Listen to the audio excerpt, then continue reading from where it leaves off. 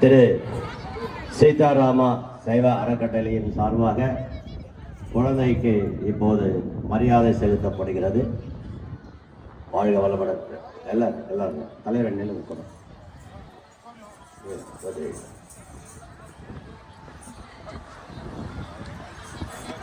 இது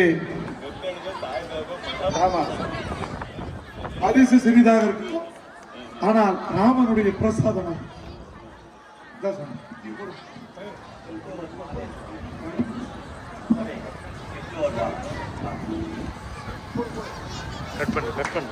எல்லாரும் ஒரு பலத்தை கை தட்ட விடுவோம். யாரும் போகாத, உட்காருங்க. இன்னும் ஒரு 2